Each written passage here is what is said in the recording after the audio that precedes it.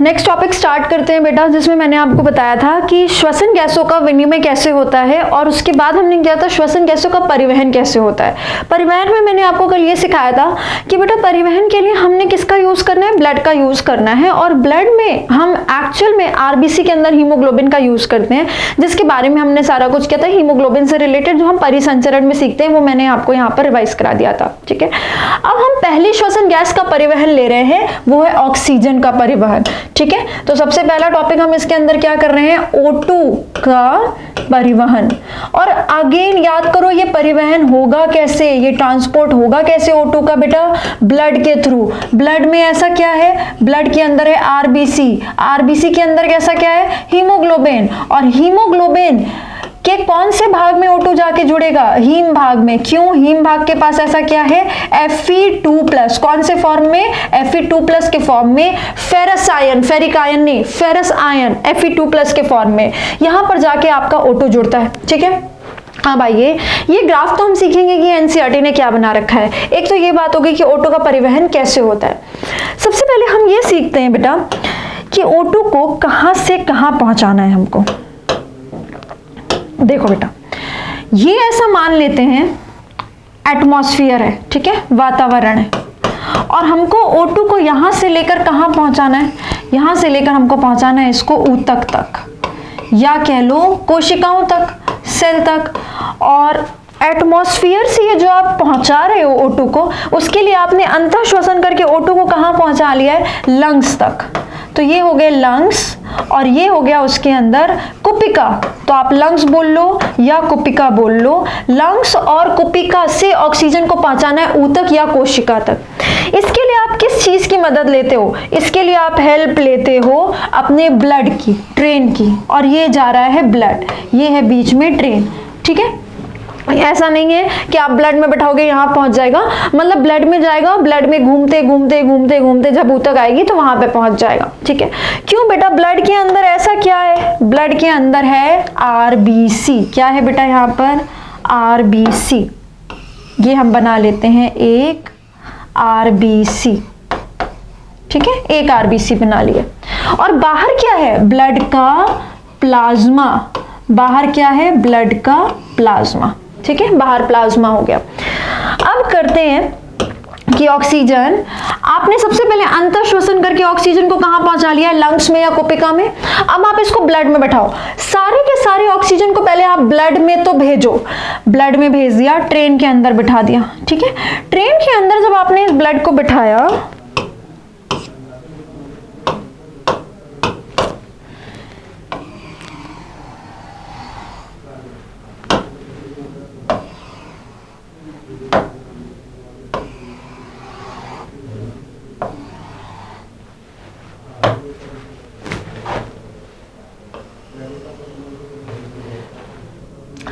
Train के अंदर आपने जब इस ब्लड को बैठाया बेटा, सारा का सारा O2, तो उसमें से 3% O2, कितना बेटा, 3% O2 तो प्लाज्मा में ही रह गया और घुल गया। 3% O2 प्लाज्मा में घुलनशील है। ऐसे तो हमने याद करो पढ़ा था कि O2 से ज्यादा घुलनशील कौन है, CO2। तो O2 प्लाज्मा के अंदर कितना घुलनशील है बेटा, 3%, तो बच कितना गया, 97%। और वो 97% ऑक्सीजन ब्लड के अंदर आके चला गया आपके आरबीसी के अंदर, ब्लड के अंदर आया और चला गया आरबीसी के अंदर। अब ये जो O2 है उसको यहाँ पर कौन मिलेगा, हीमोग्लोबिन मिलेगा, हीमोग्लोबिन का हीम भाग मिलेगा, हीम भाग का आयरन भाग मिलेगा, वहां पे जाके बैठ जाएगा। और कितना आयरन बैठेगा, कितना ऑक्सीजन बैठेगा, एक हीमोग्लोबिन पे 4 ऑक्सीजन बैठेगा। ठीक है, और ऐसे बहुत सारे हीमोग्लोबिन होंगे, सब में ऑक्सीजन जाएंगे, फुल संतृप्ति से बैठ जाएंगे। और बेटा क्या बनाएंगे यहाँ पर, ऑक्सी हीमोग्लोबिन। क्या बनाएंगे, ऑक्सी हीमोग्लोबिन। ठीक है, बना लिया। तो 3% O2 तो क्या हो गया बेटा, 3% O2 तो प्लाज्मा में घुलनशील है, और 97% O2 आरबीसी के अंदर आ गया, हीमोग्लोबिन से जुड़ के ऑक्सी हीमोग्लोबिन बना लिया। अब ये क्या करेगा O2, 97% तो बंध गया, बंधे हुए फॉर्म में घूमता रहेगा, मतलब अपनी रिजर्वेशन वाली सीट पे बैठ गया। 3% O2 तो ऐसे ही डोल रहा है ट्रेन के अंदर, लेकिन 97% O2 गया और अपनी रिजर्वेशन वाली सीट पे बैठ गया। अब ये इस तरह घूमते रहेंगे जब तक इनका खुद का ठिकाना नहीं आ जाता, इनकी मंजिल नहीं आ जाती जहां पे इनको उतरना है, ये अपनी सीट पे बैठे रहेंगे। अब मान लो कि स्टेशन आ गया, यहाँ पे इनको उतरना है। घूमते घूमते बेटा जब भी ऊतक या कोशिका की सतह आ जाएगी, उसके बाद ये ऑक्सी हीमोग्लोबिन को टूट के फिर से हीमोग्लोबिन बनाना पड़ेगा, तभी तो O2 अपनी सीट से उठेगा, तभी तो बाहर जाएगा बेटा। तो ये अपनी सीट से उठेगा, यानी ऑक्सी हीमोग्लोबिन टूट जाएगा और O2 बनाएगा, और O2 इधर रिलीज हो जाएगा ऊतक में, और इसको कोई दिक्कत नहीं है, ये तो एज इट इज आ जाएगा, O2 एज इट इज आ जाएगा। ऐसे ही तो डोल रहा था, बस उतर जाएगा ट्रेन में से।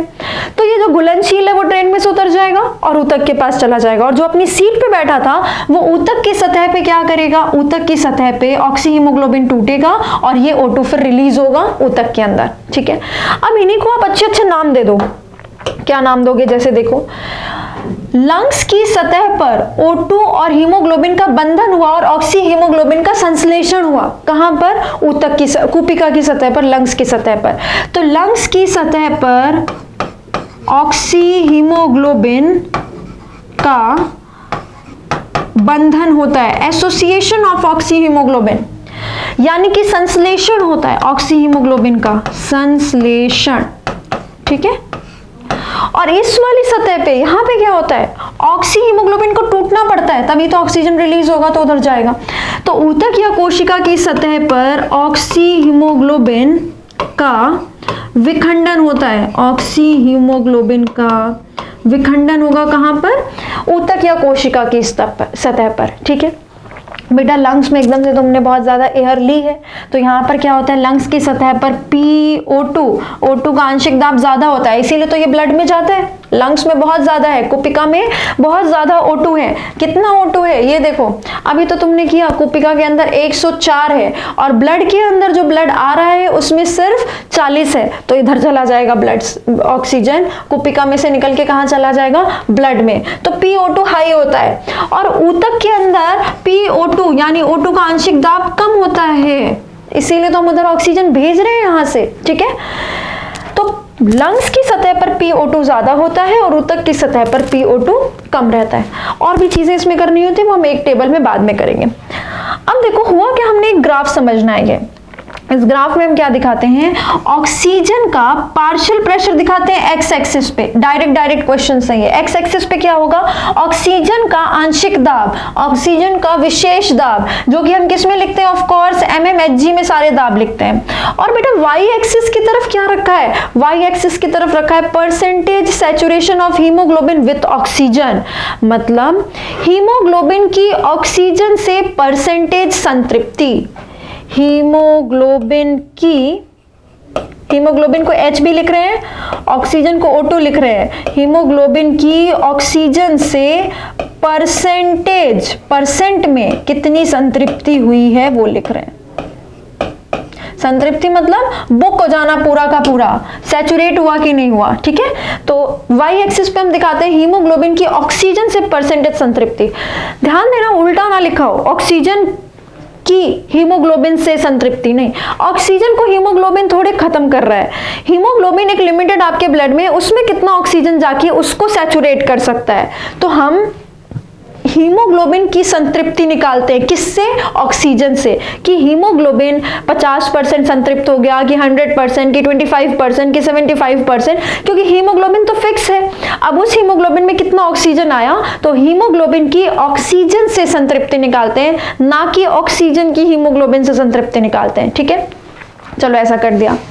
होता क्या है बेटा, जैसे जैसे आप पार्शियल प्रेशर यानी ऑक्सीजन का आंशिक दाब बढ़ाते हो, 0 से 10 पे आए, फिर 20, 30, 40 ऐसे बढ़ रहे हो, तो इधर एक्स एक्सिस पे आपने ये दिखाया, और जैसे जैसे आप आंशिक दाब बढ़ाते हो वैसे वैसे ऑक्सीजन ज्यादा जुड़ेगा। अभी पहले आपने एक ही ऑक्सीजन दिया तो एक ही ऑक्सीजन जुड़ेगा, फिर आपने 2 ऑक्सीजन दिया तो हीमोग्लोबिन के पास तो 4 जगह है ना, एक बार में 2 ऑक्सीजन जुड़ जाएगा। फिर अगर आपने 3 ऑक्सीजन प्रोवाइड किया, मतलब जैसे जैसे आप पार्शियल प्रेशर बढ़ाते हो जितना हीमोग्लोबिन अवेलेबल है, जितना हीमोग्लोबिन प्रेजेंट है वो ऑक्सीजन से संतृप्त होता जाएगा।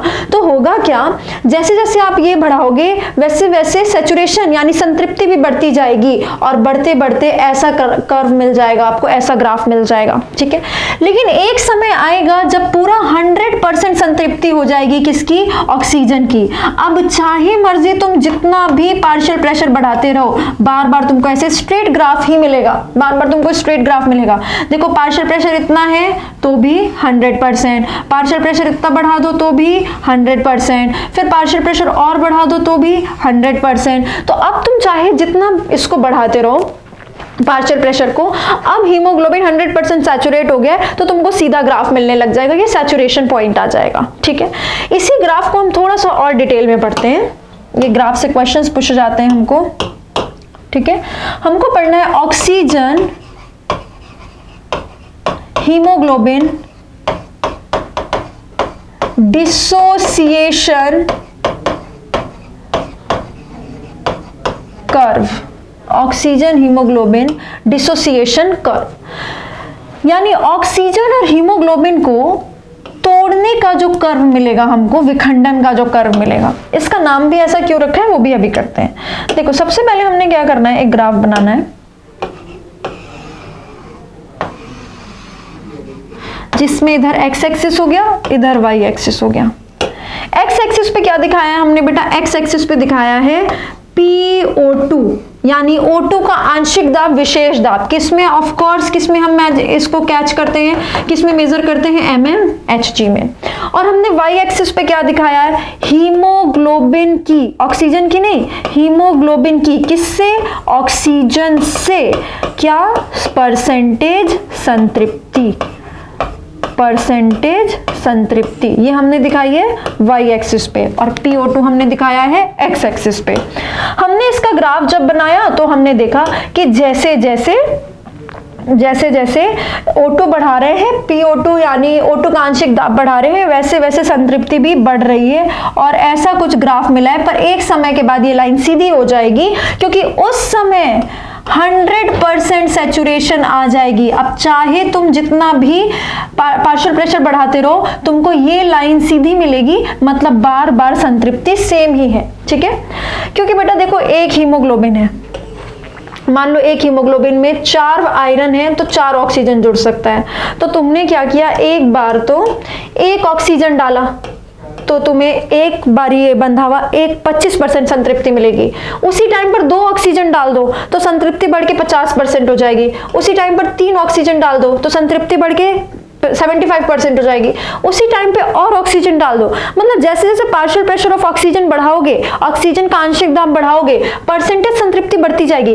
लेकिन अब तो 100% हो गई ना, अब तो पूरा का पूरा हीमोग्लोबिन बुक हो चुका है। अब चाहे तुम जितना O2 डालते रहो ये बेचारा जाके कहां पर जुड़ेगा, तो हीमोग्लोबिन 100% बुक हो चुका है। तो एक टाइम आएगा जिसके बाद आप पार्शियल प्रेशर बढ़ाएंगे भी, यानी O2 का अमाउंट बढ़ाते भी रहेंगे तो भी आपको संतृप्ति 100 ही मिलेगी। 100 से बढ़ा के तुम जा ही नहीं सकते कहीं पर, ठीक है। तो इसलिए हम ये वाला ग्राफ बना रहे हैं। सबसे पहला क्वेश्चन जो आता है कि ये कर्व कैसा दिखता है, सिग्मोइड टाइप। देखो ऐसे एस शेप के जितने भी कर्व होते हैं उसको हम सिग्मोइड बोलते हैं, सिग्माब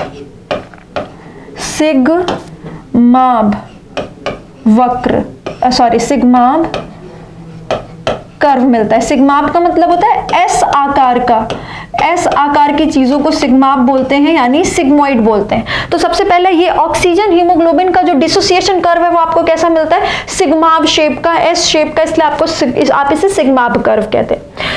यहां पर आप क्या कह सकते हो कि 100% संतृप्ति हो गई है, किसकी, हीमोग्लोबिन की, किससे, ऑक्सीजन से। तो लगभग यहां कहीं पर बेटा 50% संतृप्ति हुई होगी क्या, ठीक है। लगभग यहां कहीं पर ऑक्सीजन 50, हीमोग्लोबिन ऑक्सीजन से 50% बुक हो गया होगा। बेटा हीमोग्लोबिन ऑक्सीजन से जब 50% बुक होता है तो कितने पार्शियल प्रेशर ऑफ ऑक्सीजन पे, ऑक्सीजन के कितने आंशिक दाब पे वो 50% बुक हुआ, ये तो हम निकाल ही सकते हैं। ये लो, यानी ऑक्सीजन के इतने आंशिक दाब पे जो आपका हीमोग्लोबिन था वो 50% संतृप्त हो चुका है, किससे? ऑक्सीजन से, इस वाले आंशिक दाब पे। इसको कहते हैं बेटा P50 वैल्यू। क्या कहते हैं? P50 value. P50 वैल्यू का मतलब होता है वो ऑक्सीजन का आंशिक दाब जिस पे आपका हीमोग्लोबिन ऑक्सीजन से 50% संतृप्त हो चुका है, उसको P50 वैल्यू कहते हैं। तो ये P50 वैल्यू क्या है? P50 वैल्यू ऑक्सीजन का आंशिक दाब है। P50 क्या है? ऑक्सीजन का आंशिक दाब है। ये एक ऑक्सीजन के आंशिक दाब की वैल्यू होती है, ठीक है, ये बात आपने याद रखनी है। अब आते हैं, ये ध्यान रखिएगा बेटा, P50 वैल्यू क्या है? एक ऑक्सीजन का ऐसा आंशिक दाब है जिसपे हीमोग्लोबिन की 50% ऑक्सीजन से संतृप्ति हो जाती है, ठीक है। अब आते हैं बेटा, हम क्या कर सकते हैं? हम इस ग्राफ को दो साइड लेके जा सकते हैं। हो सकता है ये ग्राफ लेफ्ट साइड चला जाए और हो सकता है ये ग्राफ राइट साइड आ जाए, ठीक है। ये ग्राफ दो साइड पर जा सकता है, लेफ्ट और राइट। और इसमें हम लेफ्ट और राइट अलग नहीं करते हैं, ये तो ग्राफ बना रहे हैं ना बेटा। अगर हम ह्यूमन बॉडी के स्ट्रक्चर की बात करते हैं तब हम अपोजिट देखते हैं, और इसीलिए हम इधर राइट की जगह लेफ्ट लिखते हैं, क्योंकि ये हमारा राइट इधर होता है तो इधर राइट और इधर लेफ्ट लिखते हैं। पर ये कोई ह्यूमन बॉडी का स्ट्रक्चर नहीं है, ये तो एक ग्राफ है, और इसीलिए आप इसको ही राइट लिखेंगे और बोलेंगे शिफ्ट टू राइट। जो ऑक्सीजन हीमोग्लोबिन डिसोसिएशन कर्व है वो किधर शिफ्ट कर गया है? राइट की तरफ। और आप इसको क्या लिखेंगे? Shift to left. आप इसको बोलोगे बेटा शिफ्ट टू लेफ्ट, यानी ऑक्सीजन हीमोग्लोबिन डिसोसिएशन कर्व किधर शिफ्ट कर गया है? लेफ्ट की तरफ शिफ्ट कर गया है। ये हो गया शिफ्ट टू लेफ्ट, ये हो गया शिफ्ट टू राइट, आपके main oxygen dissociation, oxygen haemoglobin के डिसोसिएशन कर्व से, ठीक है। अब हम देखते हैं कि ये किधर कब कर्व मूव करेगा, कब ये कर्व राइट की साइड जाएगा, कब लेफ्ट की साइड जाएगा। देखो अच्छी बात क्या है, राइट की साइड जाना है या लेफ्ट की साइड जाना? 100% तो यहीं पर आना है, तो 50% तो यहीं पर आना है। 50% यहां पर आया, मतलब इस वाले कर्व में तो यहीं पर P50 वैल्यू आ जाएगी, और इस वाले कर्व में यहां पर P50 वैल्यू आएगी, ठीक है। अब P50 वैल्यू बेटा जितनी कम हो उतना अच्छा। कैसे? P50 वैल्यू कम है, मतलब कम, मान लो कि मेन P50 वैल्यू थी 20, अब 10 पार्शियल प्रेशर ऑफ ऑक्सीजन पे ही, जब तुमने ऑक्सीजन का आंशिक दाब 10 रखा उस टाइम पर ही 50% संतृप्ति हो गई। जितनी जल्दी 50% की संतृप्ति होगी उतनी जल्दी 100% की संतृप्ति आएगी। तो कम ऑक्सीजन में ही संतृप्ति हो गई 50%, मतलब जल्दी हो जाएगी 100%। तो ये तो अच्छी बात है ना।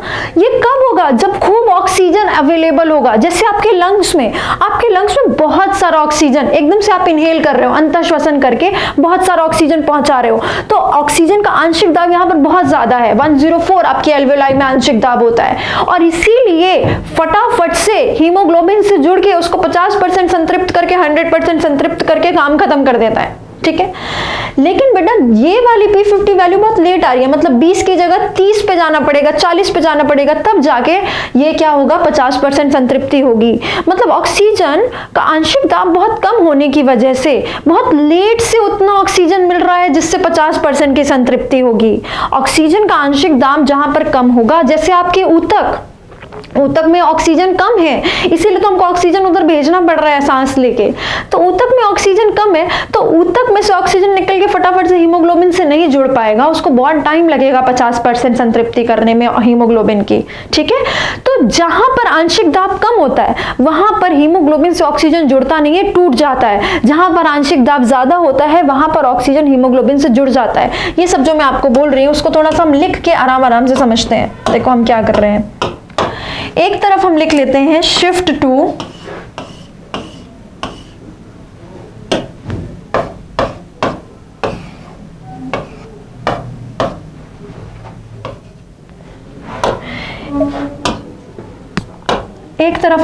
बेटा शिफ्ट टू लेफ्ट, ठीक है।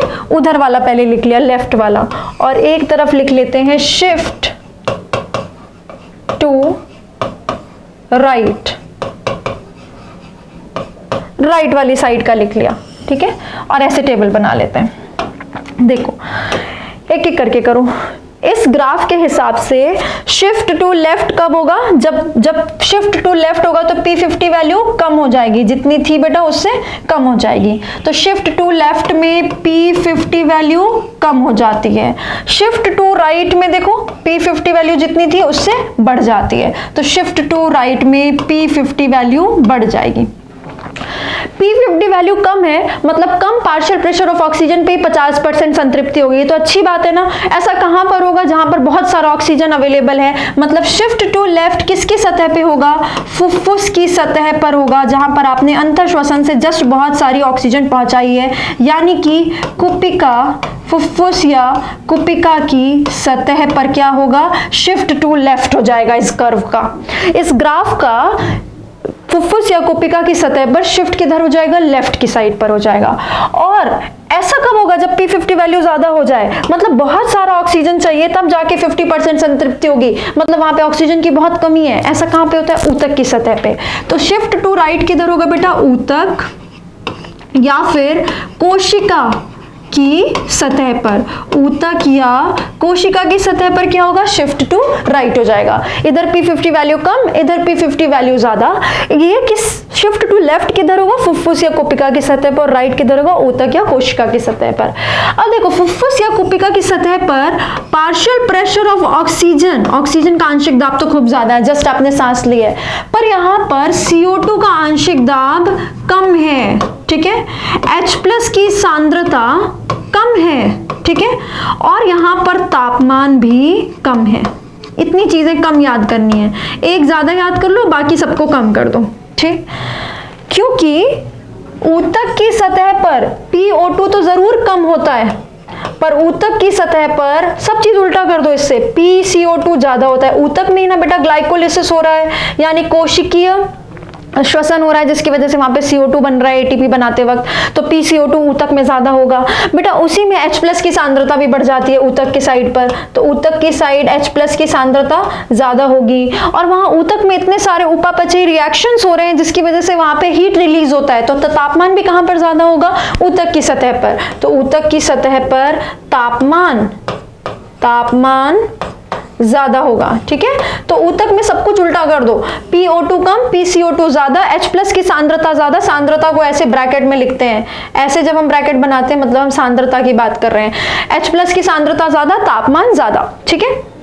अब देखो फुफ्फुस की सतह पे P50 कम होगी, फुफ्फुस की सतह पे लेफ्ट साइड चला जाएगा ऑक्सीजन डिसोसिएशन कर, फुफ्फुस की सतह पे PO2 ज्यादा, CO2 कम, H+ कम, तापमान कम। अब अगर pH पूछे तो तुम्हें पता है ना, जितना ज्यादा pH उतना हाई एसिडिक कंडीशन होगा। जितनी ज्यादा एसिडिटी होती है उतना pH कम होता है ना बेटा। 7 से जितना कम जाएंगे pH में उतनी ज्यादा एसिडिटी, 7 से जितना ज्यादा जाएंगे उतना ज्यादा क्षारीय होगा, जितना कम जाएंगे उतना ज्यादा अम्लीय होगा।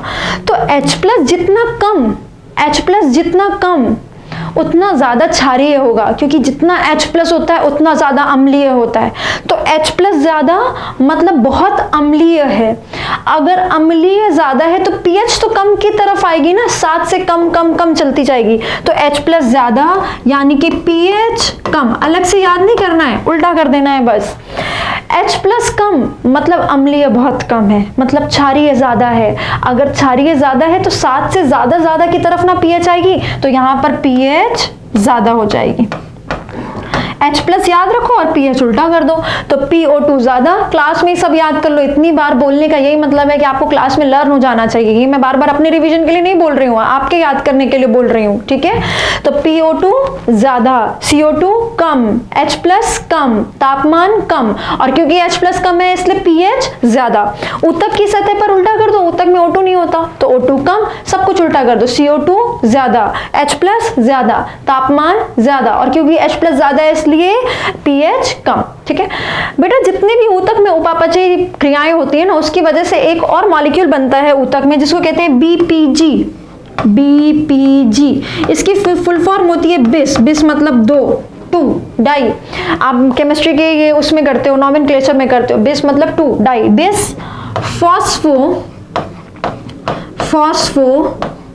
ग्लिसरेट, बिस फॉस्फो ग्लिसरेट, ठीक है। तो बीपीजी एक उत्पाद होता है जो कि कोशिकाओं में बनता है, तो कोशिकाओं में बनता है इसीलिए बीपीजी किधर ज्यादा होगा बेटा, ऊतक की साइड पर ज्यादा होगा। ऑफ कोर्स इधर पूछेगा तो आप कम बताओगे, आपको पूछेगा नहीं इतना, आपको सिर्फ इतना याद रखना है कि अगर बीपीजी आएगा तो हम किधर ज्यादा बताएंगे, हम बताएंगे कि राइट साइड पर यानी ऊतक की सतह पर बीपीजी ज्यादा होता है, क्योंकि उपापचयी रिएक्शंस में कहीं कहीं पर बीपीजी बनता है, बिसफॉस्फोग्लिसरेट, ठीक। अब बेटा ये जितना माजरा हमने बनाया है ना, इसको थोड़ा सा शिफ्ट करती हूँ, 1 मिनट।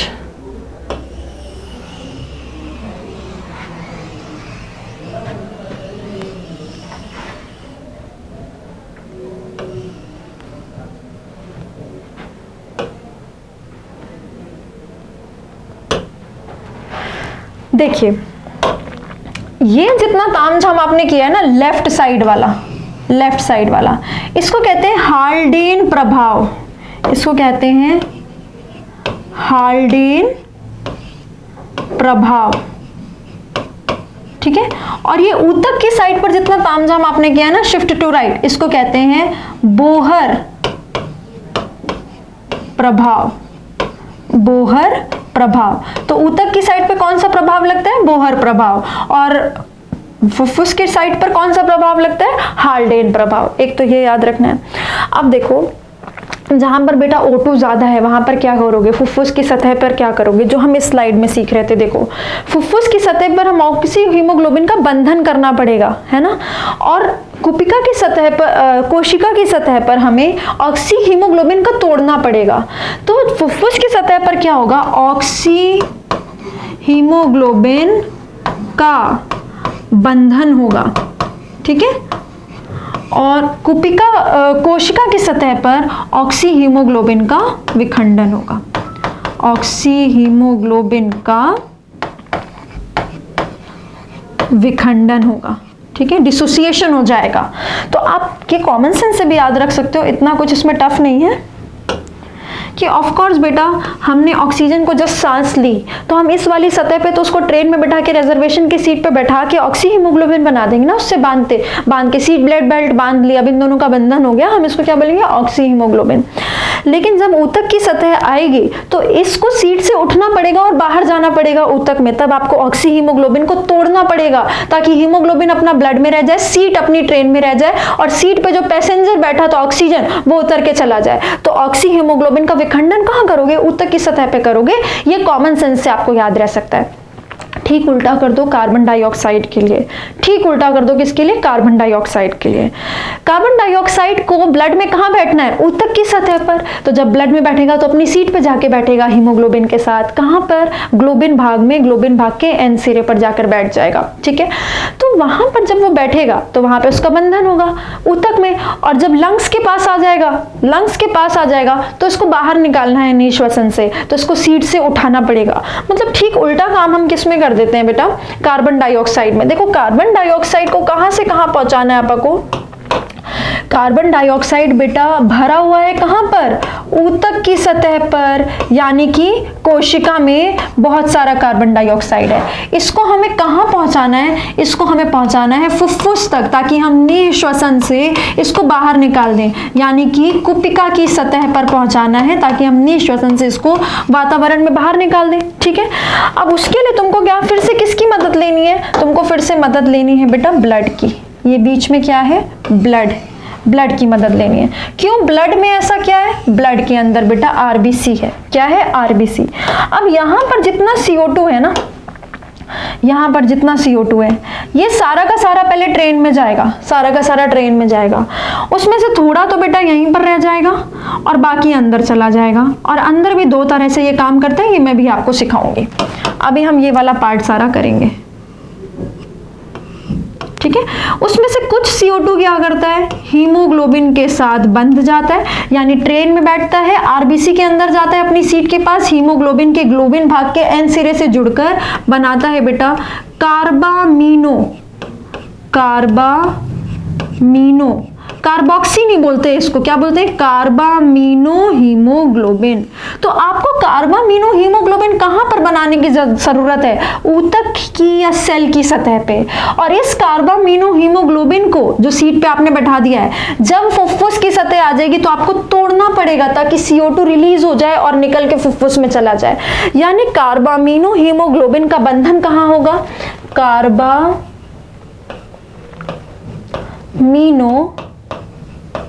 हीमोग्लोबिन का बंधन कहां होगा बेटा? इसका बंधन होगा ऊतक की सतह पर। और कार्बामिनो हीमोग्लोबिन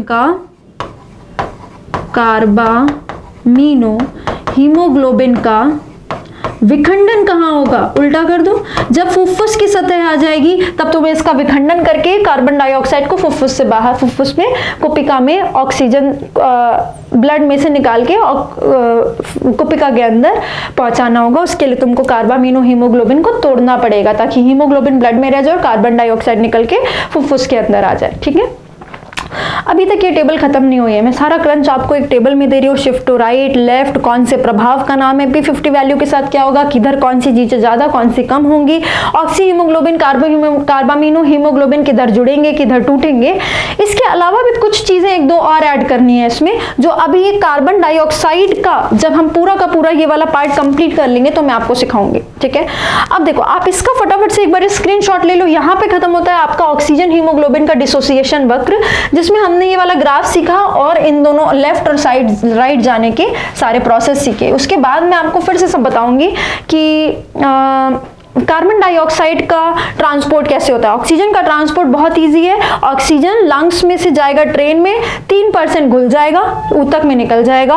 97% हीमोग्लोबिन से जुड़ के बंध फॉर्म में जाएगा, बंध फॉर्म में घूमता रहेगा। जब इसका स्टेशन आएगा जिस ऊतक में इसको उतरना होगा, टूट के वहां से उतर जाएगा। ठीक है, लेकिन अभी कार्बन डाइऑक्साइड का हमें परिवहन करना है, जिसमें एनसीईआरटी में ऑक्सीजन में ये ग्राफ दिया हुआ है, जिसको हमने अलग से डिटेल में कर लिया। आप इसका स्क्रीनशॉट लीजिए, फिर हम कंटिन्यू करेंगे कार्बन डाइऑक्साइड के परिवहन के साथ।